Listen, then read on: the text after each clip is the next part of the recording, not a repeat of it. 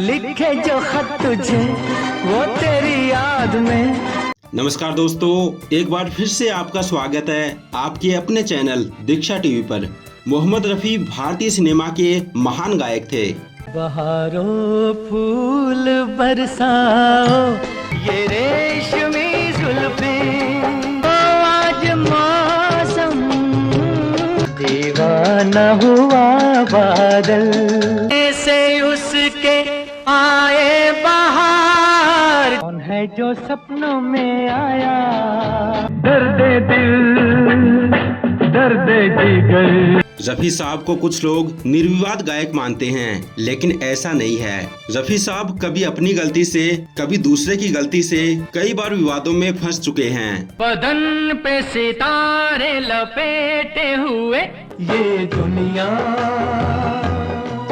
ये महफिल, खुदी में सनम उठ गए जो कदम, पत्थर के सनम तुझे हमने खिलौना जान कर तुम तो। ऐसा बिल्कुल नहीं था कि रफी साहब का किसी व्यक्ति या गाए हुए गाने से विवाद नहीं हुआ था। लता मंगेशकर, खय्याम, बी.आर. चोपड़ा जैसे कई लोगों से तथा 7 अजूबे इस दुनिया में और गंगा मेरी माँ का नाम जैसे कई गीतों से रफी साहब का नाम विवादों में जुड़ा था। वैसे तो रफी साहब बहुत सोच समझकर गीतों का चयन करते थे, लेकिन आज हम एक ऐसे गाने को प्रस्तुत करेंगे जिसकी वजह से रफी साहब विवादों में फंस गए थे। तो कौन सा था वो गाना और क्या था उसका विवाद, आज हम विस्तार से इसकी चर्चा करेंगे। लेकिन वीडियो में आगे बढ़ने से पहले आप लोगों से गुजारिश है कि चैनल को सब्सक्राइब करके बेल आइकन प्रेस कर लें और वीडियो को आखिर तक जरूर देखें। सन 1969 में एक फिल्म आई थी, तुमसे अच्छा कौन है, जिसे निर्मित और निर्देशित किया था प्रमोद चक्रवर्ती ने, और इसमें शम्मी कपूर, बबीता, महमूद, ललिता पवार, प्राण, अरुणा ईरानी प्रमुख भूमिकाओं में थे। फिल्म में संगीत दिया था शंकर जयकिशन ने तथा गीत हसरत जयपुरी और राजेंद्र कृष्ण ने लिखे थे। फिल्म में कुल मिलाकर 7 गाने रखे गए थे, जिन्हें मोहम्मद रफी, लता मंगेशकर और शारदा ने गाया था। कभी हमने नहीं सोचा था ऐसा दिन भी आएगा, किसको प्यार करूं, कैसे प्यार करूं, प्यार का लेकर उड़न कटोला चला।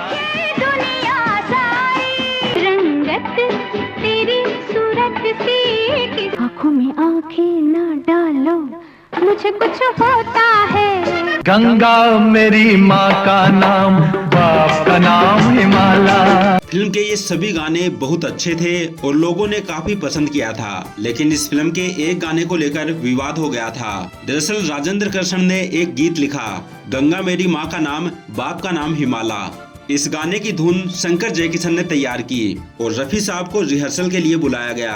रफी साहब ने कई दिनों तक गाने का रिहर्सल किया और गाने को रिकॉर्ड किया, लेकिन जब गाना रिलीज हुआ तो हंगामा मच गया।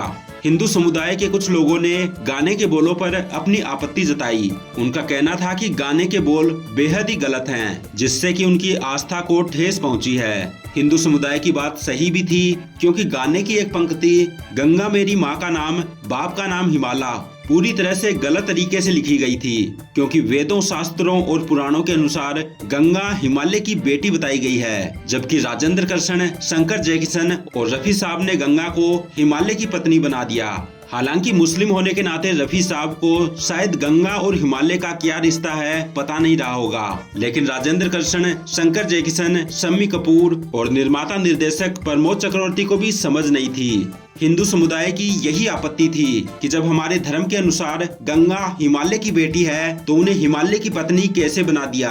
हालांकि पहले सोशल मीडिया तो था नहीं कि फिल्म रिलीज होने से पहले ही गीत हर जगह पर पहुंच जाए। जब तक लोगों को इस गाने की सच्चाई पता चली तब तक बहुत देर हो चुकी थी। फिल्म रिलीज हो चुकी थी और कई दिनों तक चल चुकी थी, इसलिए उसमें परिवर्तन करना संभव नहीं था, जिस वजह से आज भी यह गाना वैसा का वैसा ही है। हालांकि फिल्म को विवाद का फायदा जरूर मिला, जैसा कि अमूमन फिल्मों को मिलता है, और ये फिल्म बॉक्स ऑफिस पर सफल साबित हुई थी। आइए गीत के कुछ अंशों का आनंद लेते हैं।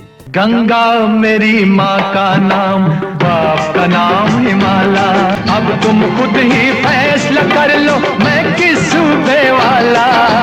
गंगा मेरी माँ इस गाने को रफी साहब ने बहुत ही बेहतरीन गाया है और शंकर जयकिशन ने खूबसूरती से संगीतबद्ध किया है। एक पंक्ति को छोड़ दिया जाए तो राजेंद्र कृष्ण ने गीत को बहुत ही अच्छा लिखा है, लेकिन जो लोग पैसे कमाने के लिए दूसरे की भावनाओं को ठेस पहुंचाने का काम करते हैं, उन्हें ऐसा नहीं करना चाहिए। किसी भी धर्म, पंथ या मजहब का मजाक नहीं उड़ाना चाहिए, क्योंकि अपने अपने धर्म, पंथ, मजहब से लोगों की असीम आस्था जुड़ी रहती है।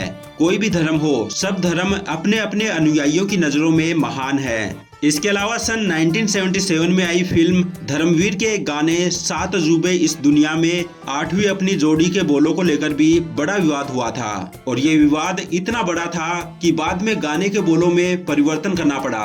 दरअसल जब फिल्म के गीतों का रिकॉर्ड रिलीज हुआ तो धूम मचा दिया, लेकिन इस गाने की एक पंक्ति को लेकर लोगों ने विरोध करना शुरू कर दिया। इस गाने के दूसरे अंतरे में एक पंक्ति ऐसी थी जिसको लेकर लोगों ने विरोध किया। दरअसल गाने का दूसरा अंतरा कुछ इस तरह था, कितना गुस्सा कितनी मजबूर है, यह लड़की है या रेशम की डोर है, ढीला छोड़ ना देना हंस के, रखना दोस्त लगाम कस के, अरे मुश्किल से काबू में आई लड़की हो या घोड़ी।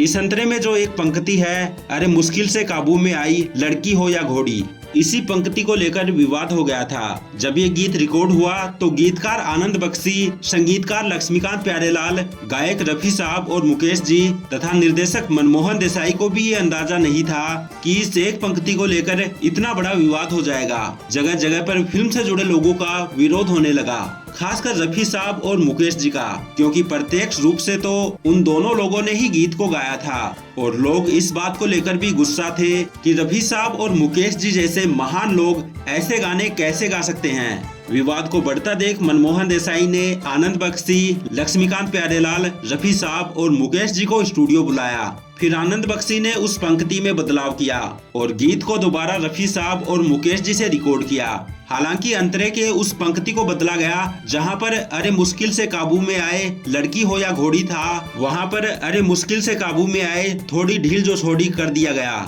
देखिए कुछ इस तरह से, कितना गुस्सा है कितनी मुज़ार है, अरे मुश्किल से काबू में आए थोड़ी ढील जो छोड़ी। फिल्म में तो गीत को बदलकर शूट कर लिया गया, लेकिन आज भी पुराने रिकॉर्ड्स में बिना बदलाव वाला गाना उपलब्ध है। इस गाने की छोटी सी झलक आप देख लीजिए। अरे मुश्किल से काबू में आए लड़की हो या घोड़ी। तो दोस्तों ये थे मोहम्मद रफी के वो 2 गीत जिन पर बहुत बड़ा विवाद हुआ था। आपको ये जानकारी कैसी लगी, हमें अपनी राय कमेंट सेक्शन में जरूर बताएं।